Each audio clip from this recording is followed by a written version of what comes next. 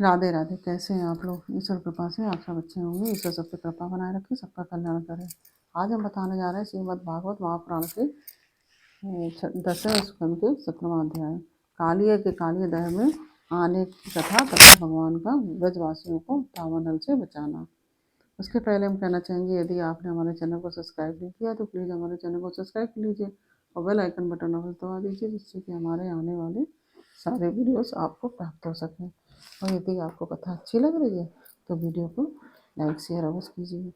चलिए अब चलते हैं कथा की तरफ। श्रीमन्नारायण नारायण हरि हरि भजमन्नारायण नारायण हरि हरि, तेरी लीला सबसे प्यारी प्यारी, हरि हरि तेरी लीला सबसे न्यारी न्यारी, हरि हरि श्रीमन्नारायण नारायण हरि हरि भजमन्नारायण नारायण हरि हरि।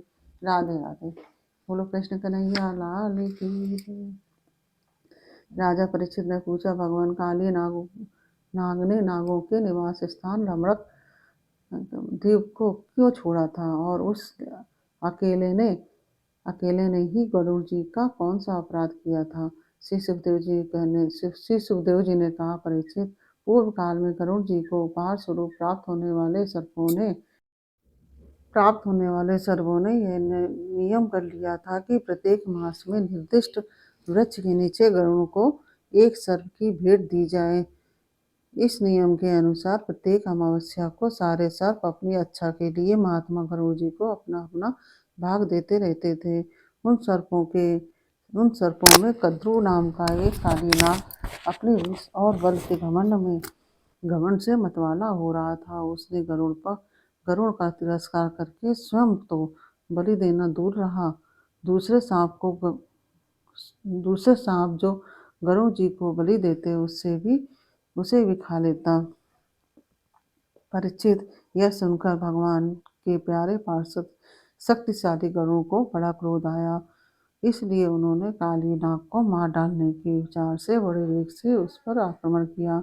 विषधर काली नाग ने जब देखा कि गरुड़ बड़े वेग से मुझ पर आक्रमण करने आ रहे हैं, तब वह अपने 101 फण फैलाकर डसने के लिए उन पर टूट पड़ा। उसके पास शस्त्र थे केवल दांत, इसलिए उसने दांतों से गरुड़ को डस लिया। उस समय वह अपनी भयावनी जीभें लपलपा रहा था। उसकी सांस लंबी चल रही थी और आंखें बड़ी डरावनी जान पड़ती थी। ताक्ष नंदन गरुड़ जी विष्णु भगवान के वाहन हैं और उनका वेग तथा पराक्रम भी अतुलनीय है। काली नाग की यह ठिठाई देखकर उनका क्रोध और भी बढ़ गया और उन्होंने उसे अपने शरीर से झटक कर फेंक दिया एवं अपने सुनहले बाएं पंख की काली नाग पर बड़े जोर से प्रहार किया। बाएं पंख से काली नाग पर बड़े जोर से प्रहार किया। उनके पंख की चोट से काली नाग घायल हो गया और वह घबराकर वहां से भागा और यमुना जी के इस कुंड में चला आया। यमुना जी का यह कुंड गरुड़ के लिए अगम्य था, साथ ही वह इतना गहरा था कि उसमें दूसरे लोग भी नहीं जा सकते थे। इसी स्थान पर एक दिन क्षुधातुर गरुड़ ने तपस्वी सौभरी के मना करने पर भी अपने अभिष्ट बच्चे मत्स्य को बलपूर्वक पकड़कर खा लिया। अपने मुखिया मत्स्यराज के मारे जाने के कारण मछलियों को बड़ा कष्ट हुआ। वे अत्यंत दीन और व्याकुल हो गई। उनकी यह दशा देखकर महर्षि सौभरी को बड़ी दया आई। उन्होंने उस कुंड में रहने वाले सब जीवों को भलाई करने के लिए गरुड़ को यह शाप दे दिया, यदि गरुड़ फिर कभी इस कुंड में घुसकर मछलियों को खाएंगे तो उसी क्षण प्राणों से हाथ धो बैठेंगे। मैं यह सत्य कहता हूँ परीक्षित।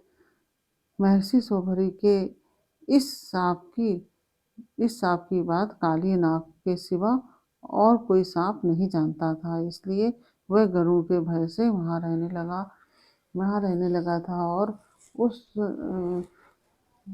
और अब भगवान श्री कृष्ण ने उसे निर्भय करके वहाँ से रमरक द्वीप में भेज दिया है। परीक्षित, उधर भगवान श्री कृष्ण दिव्य माला, गंध, वस्त्र, महामूल्य मणि और सुवर्णमय आभूषणों से विभूषित हो उस कुंड से बाहर निकले। उनको देखकर सब के सब ब्रजवासी इस प्रकार उठ खड़े हुए जैसे प्राणों को पाकर इंद्रियां सचेत हो जाती हैं। सभी गोपों का हृदय आनंद से भर गया। वे बड़े प्रेम और प्रसन्नता से अपने कन्हैया को हृदय से लगाने लगे। परीक्षित, यशोदा रानी, रोहिणी जी, नंद बाबा, गोपी और गोप सभी कृष्ण को पाकर सचेत हो गए। उनका मनोरथ सफल हो गया। बलराम जी तो भगवान का प्रभाव जानते ही थे। वे श्री कृष्ण को हृदय से लगाकर हंसने लगे। पर्वत, वृक्ष, गाय, बैल, बछड़े सब के सब आनंद मग्न हो गए। गोपों के कुलगुरु ब्राह्मणों ने अपनी पत्नियों के साथ नंद बाबा के पास आकर कहा, नंद जी, तुम्हारे बालक को काली नाग ने पकड़ लिया था, सो छूटकर आ गया। यह बड़े सौभाग्य की बात है। श्री कृष्ण के मृत्यु के मुख से लौटकर आने के उपलक्ष्य में तुम ब्राह्मणों को दान करो। परीक्षित, ब्राह्मणों की बात सुनकर नंद बाबा को बड़ी प्रसन्नता हुई। उन्होंने बहुत सा सोना और गौएं ब्राह्मणों को दान में दी। परम सौभाग्यवती देवी यशोदा ने भी काल के गाल से बचे हुए अपने लाल को गोद में लेकर हृदय से चिपका लिया। उनकी आंखों से आनंद के आंसुओं की बूंदें बार बार टपकी पड़ती थी। राजेंद्र, ब्रजवासी और गौएं सब बहुत ही थक गए थे। ऊपर से भूख प्यास भी लग रही थी, इसलिए उस रात वे ब्रज में नहीं गया, वहीं यमुना जी के तट पर